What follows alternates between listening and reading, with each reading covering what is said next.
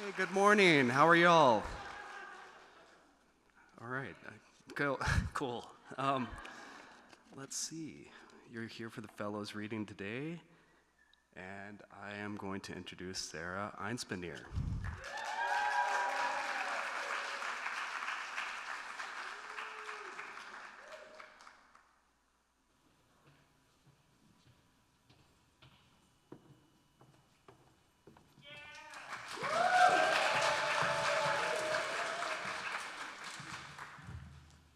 I got all dressed up and I already have a blister. Okay, thank you for having me, but actually, I am here as a playwright and I'm going to read a short play-like thing. It's 11 minutes. I am not an actor, but I got inspired / jealous by watching all the other writers perform their stuff. So I will attempt that as well. And Darcy Parker Bruce.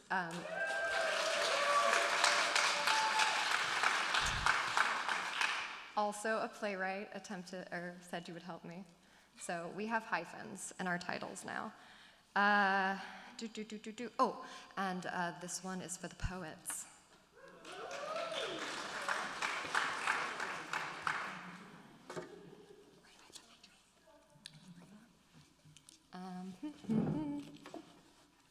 Okay. I forgot to tell you. I read a play earlier today. One of the characters said something to another character about how we know each other through information, through details. I'm paraphrasing, I don't want to get up and go get it.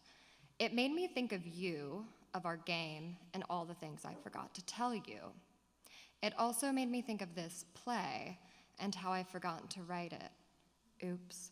Or rather, how I've written it a few times and at some point, usually around 700 words in, forget what I'm trying to ask / say. Best Friend 1, that's a fake name, by the way, someone once said that all plays should have thesis statements, which bugged me. I write plays because I don't know how to write thesis statements. That said, the thesis statement of my abandoned attempts at something basically being, I miss you, and or I'm lonely, and or maybe just also, fuck you. I should dig deeper. Hey, I was just talking about you. will you sit with me while I do Connie and not let me go to bed until I write 3 pages? It's fine. They're not listening. There are 4 other persons here at / on this residency / retreat. We're on a residency / retreat. Just a few days in, the social dynamics remind me of The Bachelor. A lot of one-on-ones, a lot of group dates. We're all getting to know each other. Capricorn? No. Cancer? Ha. Sagittarius? No, but flattered. Right. I have lunch with so-and-so. That's a fake name, by the way. I'm awed by his intelligence, his articulateness, his story. Then so-and-so repeats said same story, said same spiel, verbatim, at dinner. I wonder, have I been duped by some personal / artistic statement / script? Or are we all just wandering around saying the same shit to different people, on the perpetual prowl, so to say, for someone to narrate our lives to? I think you should climb the ladder. You're supposed to be writing? I climb the ladder. We'll put it right there. Every day, change. Perspective. Keep writing about the ladder.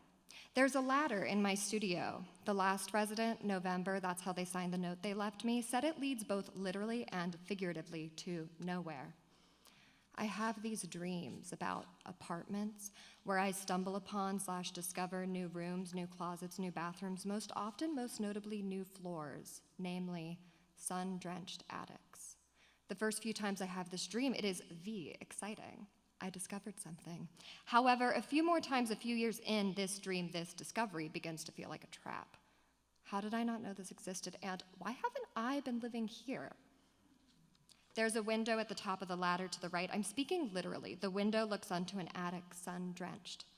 When I spy the attic from the ladder for the first time, I exclaim internally, I've been here. I climb the ladder, reach the top, position my body, position myself to open the window. Dramatic pause. As dreams and reality would have it, it won't motherfucking open. This, I gather, is what November means by leading both literally and figuratively to nowhere. I stare down at my detritus, a purple wig, some post-it notes, a bottle of whiskey, a tome or two on capitalism, the evidence of my existence. You, occasionally. Are you sleeping? No. I wake you. Shit. How many pages have you written? We stay up every night until 4, 5 6. a.m. The others have partners, the others sleep, whatever that is. We, on the other hand, wait for the sun to rise whilst exchanging information.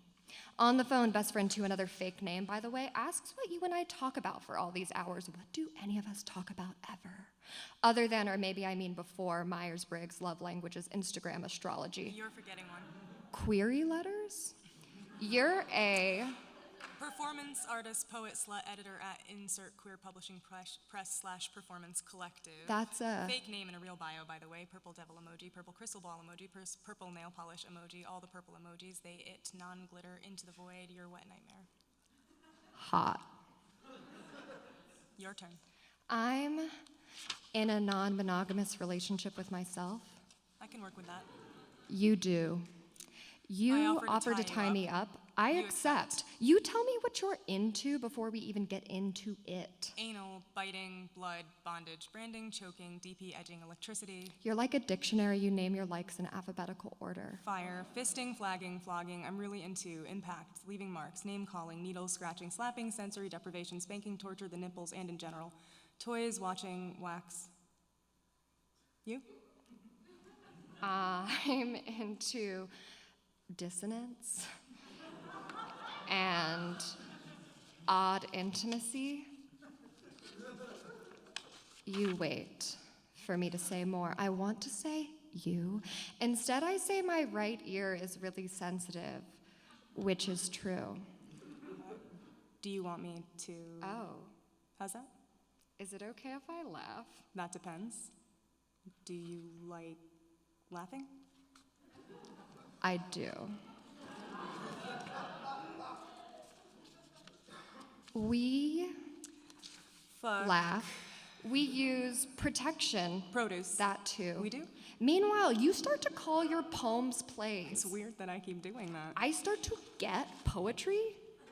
I cut 2 shirts down the middle. You sew them together. We literalize the figurative. We twin. We take turns reading random passages from our plays, poems, reflections aloud to each other. We begin each line with, I forgot to tell you. Your turn. Now you?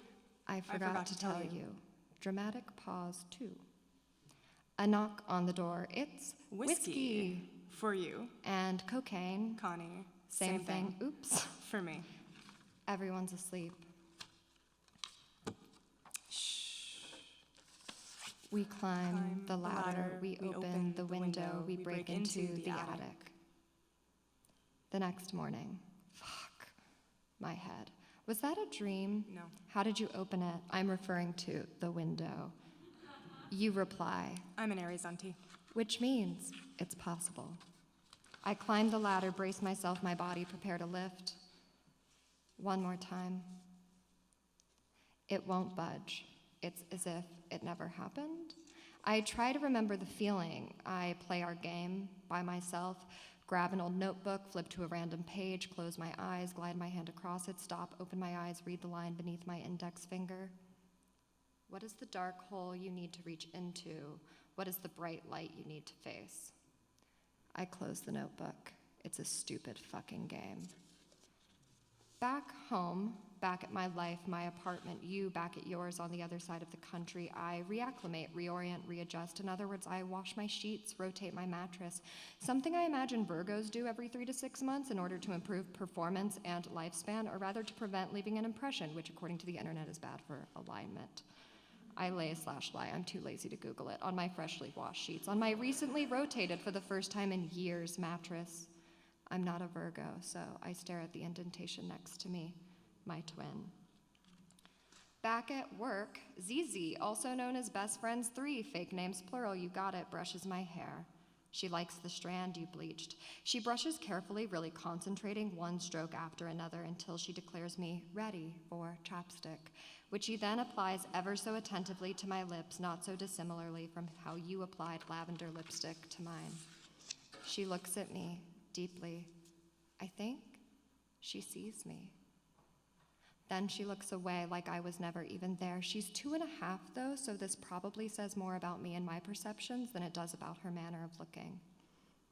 In case it's not clear, we haven't talked in 2, 3 4 weeks, or maybe I mean months. which might explain the form this is taking. Or maybe that's giving me, you, too much credit. Maybe it's just that talking about or to you is easier than talking about or dealing with me. For someone supposedly wary of relationships, I seem to be continually drawn towards finding a certain someone to exist in relation to. On our last night, you tell me you ate your twin, literally, in the womb. I wonder, what parts of each other will we digest, regurgitate? Consume. Am I searching for the literal me and the figurative you?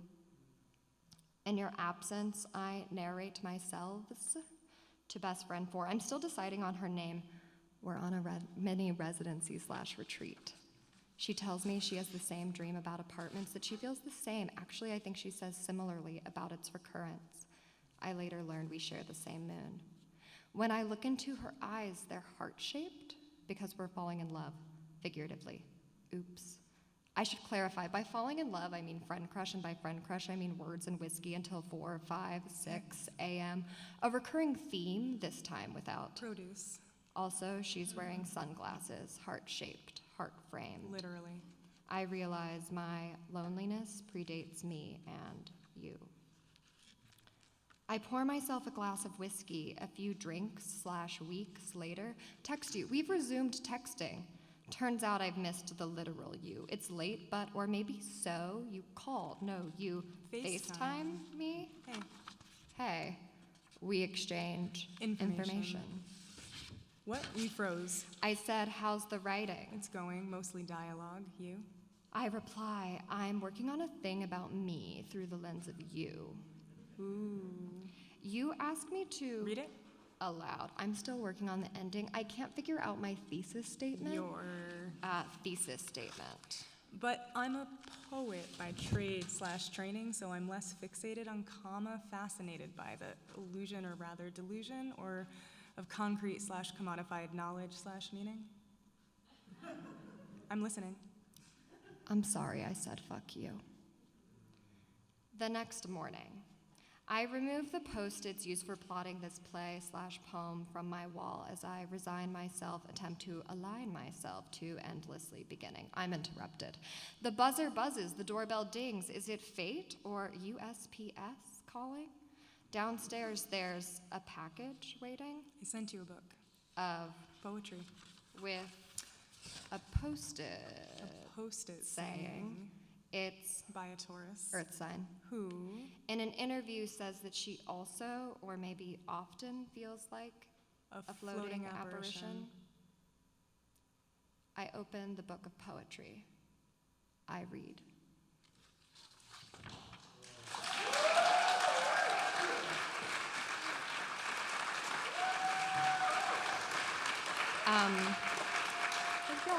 And Jeffrey Higa.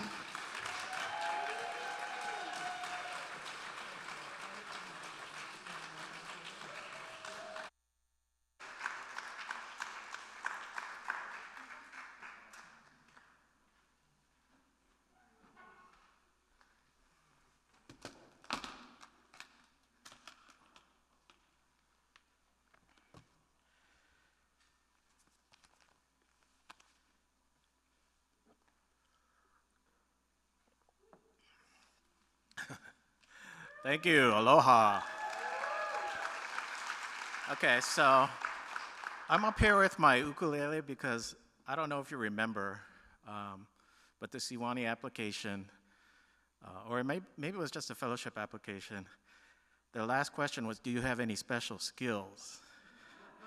And I was like, I guess writing's not special enough. So, and I left that question blank for 2 days because I don't have any special skills. So, but I was like, oh man, I gotta turn this thing in. So I just wrote down, I guess I can teach everybody a Hawaiian song. And so then I push the button and forget about it, right? And then I get the fellowship email, and my first thought is like, yay! And then my second thought is, oh shit, now I gotta, teach everybody a Hawaiian song. And so, I know now that, everybody here is nice and wouldn't have made me do anything, but I didn't know that before I left the island, so.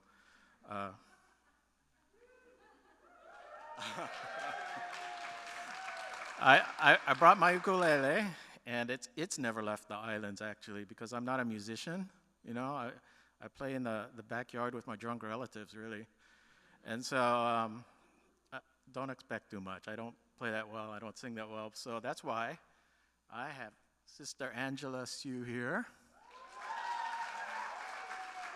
And she's going to help me sing, so it's not so painful for everyone. So this song I'm going to sing is called Hole by Dennis Pavao. And it's very short, has only about 10 unique Hawaiian words in Olelo Hawaii, which is the Hawaiian language. Oh, thanks. And it's a song about Kalapana, which was a town next to a black sand beach, also called Kalapana. And in 1986, we say in Hawaii that Madame Pele, the goddess of the volcano, took it back. So it's under about 80 feet of, I guess, dried lava right now. So it's gone. So this song is like a song of longing or remembrance, something like that. So Olelo Hawaii is very easy, okay? You pronounce each vowel and every letter. There are only 13 letters in the Hawaiian language. And the vowels are the soft vowel sounds. So that's why in Hawaii we say, it's the most beautiful sounding language in the world. No bias. So I'm just going to go over the words. So I'm going to say it first, and then you guys got to say it back, okay? All right. So this is Hole. So it's O Kalapana Kai Leo Nui. Oh, wow, you guys are good. Ualono Ka'uka Ohole. Yeah, great. Okay. He ua la kalapana e. E is like, you just stick it on the end because it sounds good. It's like la la la la. Okay, this line has another W in it, but you pronounce it like a V. Some Hawaiian words are like that. Kuli vale ika leo.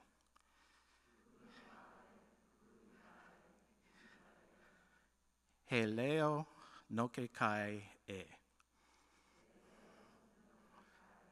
Oh man, you guys get them. Okay. So I'm gonna sing this twice. And so the first time I'm gonna sing in my natural register. And then the second time I'm gonna sing in falsetto. It's gonna sound a little funny from me, but it'll sound better from her. So it's just basically an octave up. And I know in my workshop there are 2 professional musicians. I can't see you, but so I hope you guys sing loud. So falsetto singing in Hawaii has a long tradition. But so help me and Angela out by singing along, whichever range is most comfortable. And I'm going to take off my shoes because you can't play Hawaiian music with your shoes on. It feels funny. Okay, you ready? Yeah, I'm ready. Please sing along. Yeah, I'll play the vamp twice. Okay.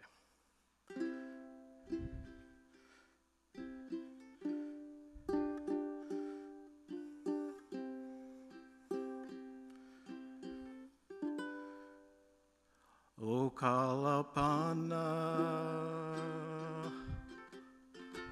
Kai Leo Nui Ualono Ka'uka Ohole E hua la kalapana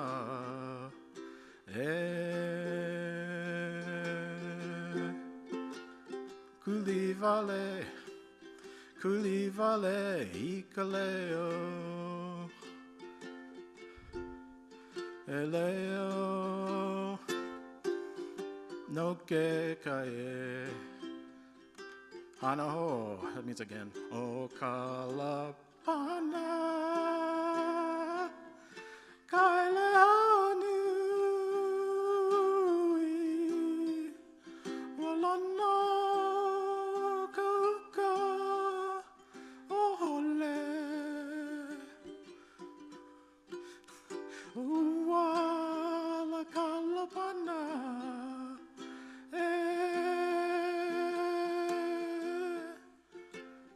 kuli vale, kaleo, eleo, no ke kae. Last line again. Eleo, no ke kae.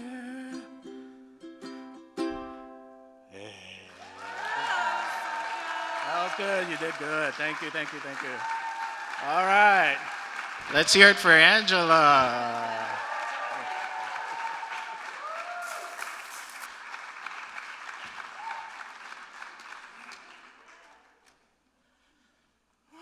Okay, glad that's over with.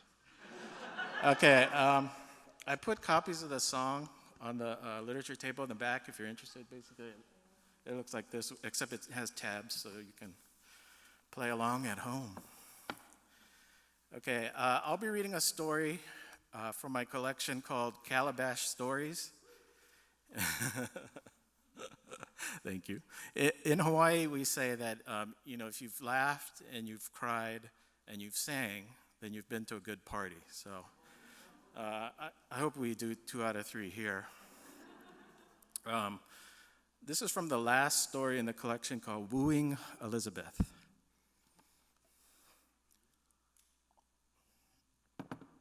Okay. Wooing Elizabeth. When people asked my Aunt Elizabeth about Uncle Mike, she would tell them, "Oh, he's at HCC," hoping they would think he was teaching classes or something at Honolulu Community College, when in reality, anyone who knew anything about him would know she really meant the Halava Correctional Center. He was serving a 4-year sentence in minimum security for fraud. Simple fraud, he would remind me every visit, for impersonating a Nakahodo, a traditional Japanese matchmaker, who had died 10 years earlier on an outer island. Uncle Mike had been really good at handicapping jockeys, horses, trainers, and track conditions. By transforming his extensive bookmaking knowledge with its probabilities and percentages, and leveraging the reputation of the real Nakahodo, he had created a clientele and a growing reputation for himself on Oahu. Up until the day he was arrested, he would say he owed all of his success to Elizabeth, the woman who had taught him the bonds of true love. Aunt Elizabeth was my real aunt, deeded by blood, and my mother's only sister, whereas Uncle Mike had only married in. However, not unlike the sympathy engendered between wary neighbors when faced by a common enemy, I always felt close to the men who became our uncles by marriage to Elizabeth. I could not imagine marriage with Aunt Elizabeth, the most grown-up person I knew. She was pretty, or as my mother said, yeah, pretty like the serpent in the Garden of Eden. And the only woman in our family who wore high heels all the time. Never once had I seen her in the flats our mothers had retired to long ago. She smoked like a movie star, elegantly and continuously, through long black holders to avoid leaving smears of lipstick on the cigarette, a sight she found vulgar. And like many great personalities, she habitually spoke of herself in the third person, a tendency I discovered at the age of 5 when I brought her my favorite board game. She looked down at me, arched her perfectly plucked eyebrow into a talon, and said, "No one has explained it to you, have they?" I shook my head. "Aunt Elizabeth doesn't do this shit," she said. "She doesn't play chutes and ladders." She paused to blow smoke in my face. Do you understand? I nodded. Yes, Aunt Elizabeth is no fun. Good boy, she said, patting my head like a puppy. Now run along and find that useless uncle of yours so you can get Aunt Elizabeth a drink. So Uncle Mike and I grew close, drawn by our completely opposite yet similarly intense feelings for Elizabeth.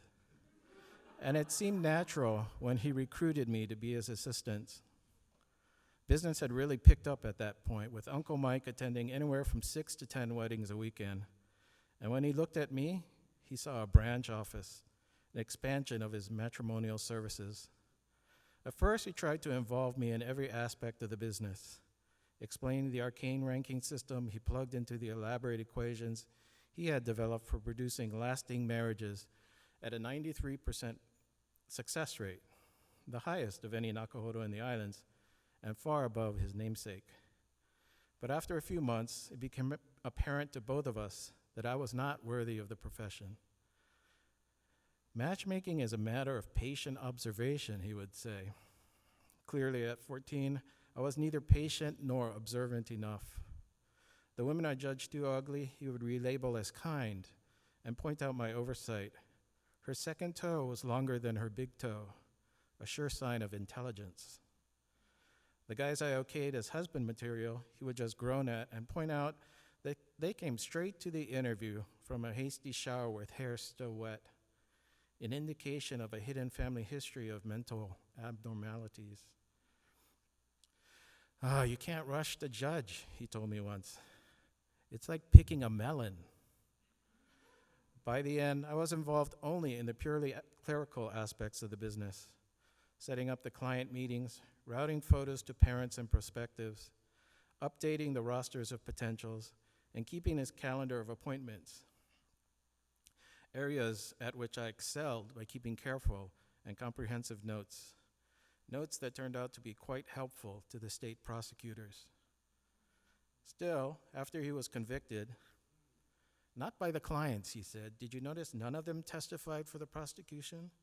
And sentenced, hey, even the judge admitted that I had probably produced more happiness in the world than pain. And publicly disavowed by Aunt Elizabeth. Man, her crack about men being unreliable income hurt worst of all.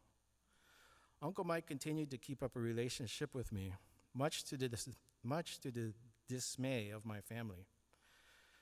For the 4 years he was locked up, as I moved from freshman to senior in high school, he sent me letters and packages regularly. They were a great embarrassment to my mother and her sister because they smelled like the ashtray of a hotel lobby and were stamped all over in red ink. Note, this correspondence has been sent by an inmate of the Halava Correctional Center. Mother would burn with shame and apologize to the mailman profusely every time he delivered a package from Uncle Mike. But I suspect the mailman looked forward to these deliveries as much as I did.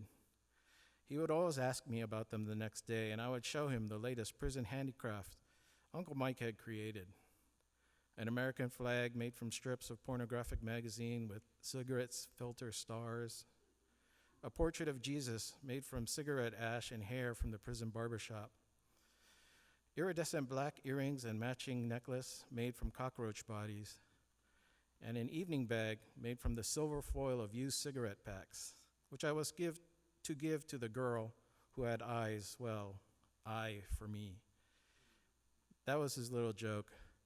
Sarah the girl did not even know I existed. But throughout his incarceration, he had seen my growing interest in members of the fairer sex and was the only one in my family who seemed genuinely interested in my burgeoning romantic life. He said, no one longs for romance more than a prisoner. So I told him about my attraction to a girl in my class who terrified me with her haughty demeanor and fatal vanity. Most of the other guys in school called it a defect, but as I explained to Uncle Mike, Sarah's eye, not the plain right one, but the left one with its languid eyelid, drooped so seductively that she simultaneously wore an expression of schoolgirl innocence and a madam's world-weary disdain, while her regular eye stood as naked as the day she was born. Sarah favored the other eyelid with shadow and dramatic hues of green and blue, applied with a heavy hand. She was like no other girl in school, and that eye summoned all my blood. When residual tremors worked their eyelid into a perpetual coquettish half wink, it was like a flashing beacon to me, a green light in my age of stumbling adolescence. Okay, I guess I'll stop there with that F. Scott Fitzgerald reference. Okay, thank you. And now it's the great Dustin Pearson.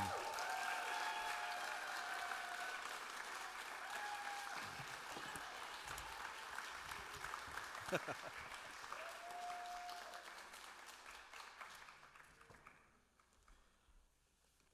my shoes.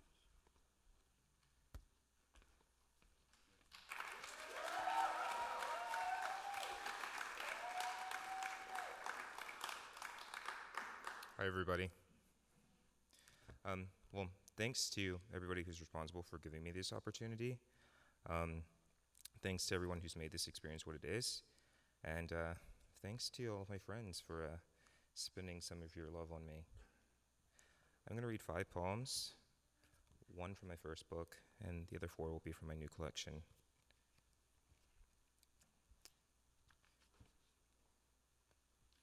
This poem's called First Kiss. He was training me to be revolutionary. We spent late nights watching Al Jazeera and eating hummus.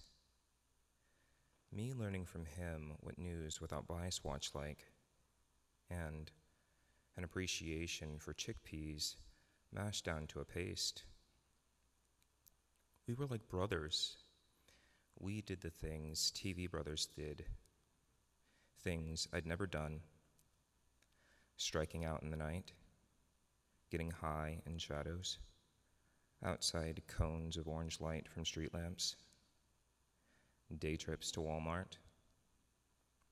He was the only person I'd known who could see a path stretched straight out in front of him.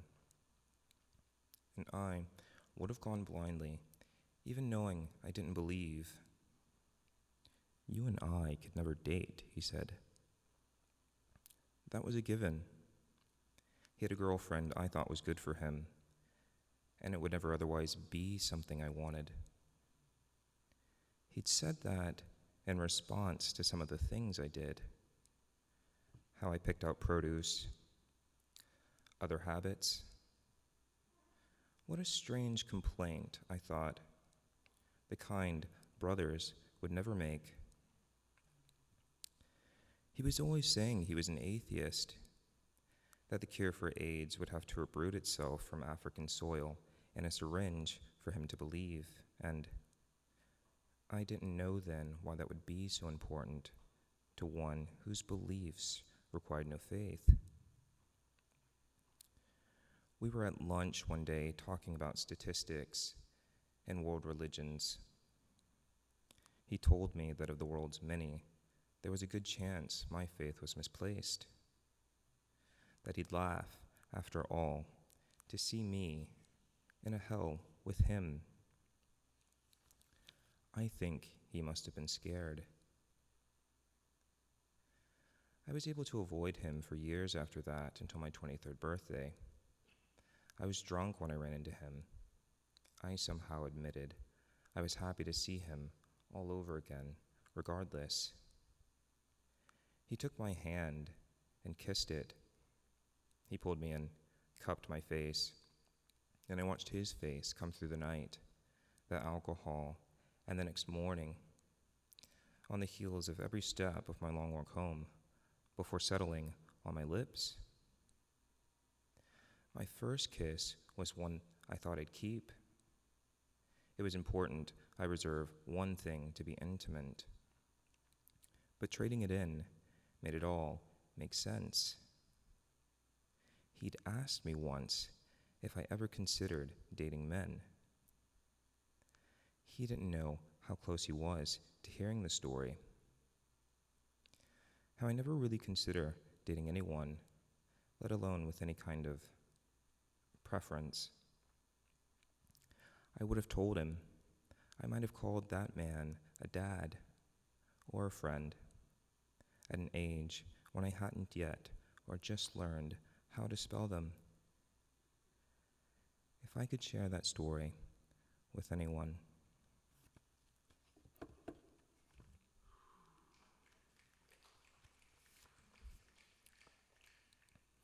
This poem's called A Season in Hell with Rimbaud because I like to put little-known poets on the map.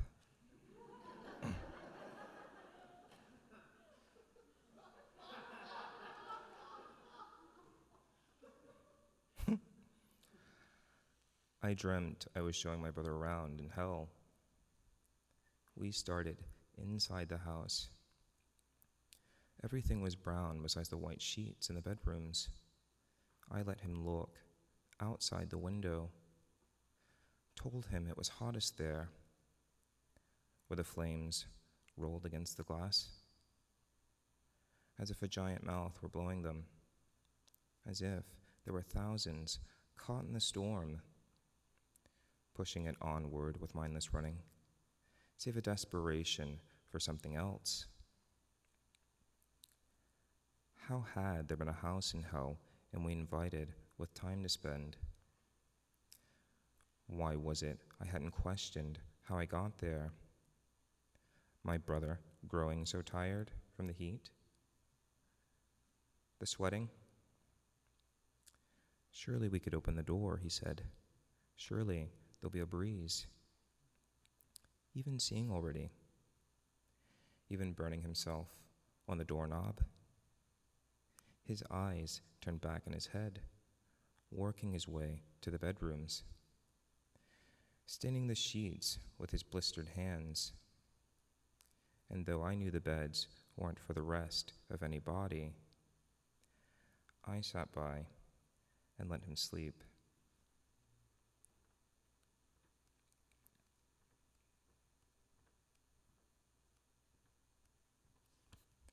Pain on a soft surface. The wind in hell is a scorch screen of momentum. You hope there's a mouth you can crawl in, a soft surface or cavity that could hold you from it. There were thousands of bodies running, but granted a reprieve from the crowd, I always walked. My brother had gone off sooner into the storm and had always been a faster runner, arms flailing with wildness, fully extended from his shoulders. I told myself there was hope in the disparity of our paces. He was the first person who told me I stood out, something my mother had tried to lovingly make me feel, something my father denied completely. I resigned myself to the idea. In a man's world, I'd never be anything, even if I'd still be forced to compete. That thought got me asking when I found the mouth, had my brother found it before me? Was he still running? I waited by the mouth for ages, wanting to shout for him and being afraid to make a sound for the other bodies. I kept one hand on the lip to reserve it, kept my other extended, and right when I was willing to let myself be unfound, the mouth opened, just enough for my arm to be taken. The lips turned over me and themselves, creating suction for my body to come in. And though the lips were chapped and the skin splintered into sharp razors, I prayed for my sake and my brother's that my pain wouldn't end before his.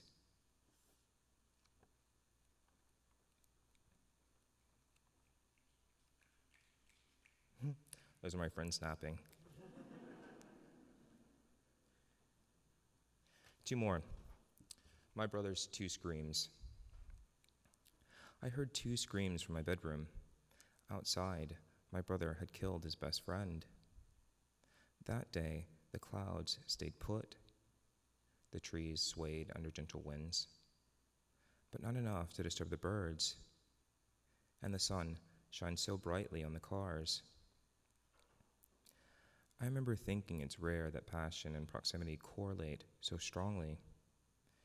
My brother and I lived so close for so long in the house, but the passion we had for each other came in waves, cooled to familiarity that remained, even if it dulled when we both left the house. Each day we spent in each other's presence after that was a discovery, not quite on edge, but never without one. We tiptoed up to remembering what we forgot we'd always know about the other, calling each other the names no one in our adult lives knew, but not knowing what to say, having used them. Would you eat a salad if I fixed one? Is that how you eat? My brother killed his best friend with a word I couldn't hear. He fell slowly into the street. When his body hit the concrete, it burst into a tidal wave, the broth of which split in two and rushed in opposite directions. The asphalt drank my brother's friend through cracks it made on its surface. I stayed outside watching, thinking they would close when my brother's friend had gone completely, but vines crept through and kept them open. They spiraled as high as my knees, bloomed blue and red-orange flowers, and I thought, at least he got it easier. At least he could go on being all the things one can be in this life when they're no longer a friend to my brother. My brother's words couldn't kill me. Sometimes I wonder if it's my fault he doesn't share words with me before knowing better. Perhaps there aren't any. I guess I should be grateful.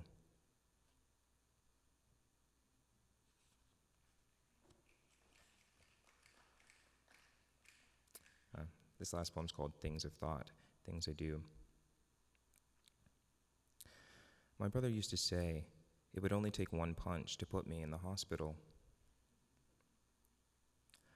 Long before he made telling me a habit, when the piles of muscle he grew into mountains stretched trenches in his skin, I knew.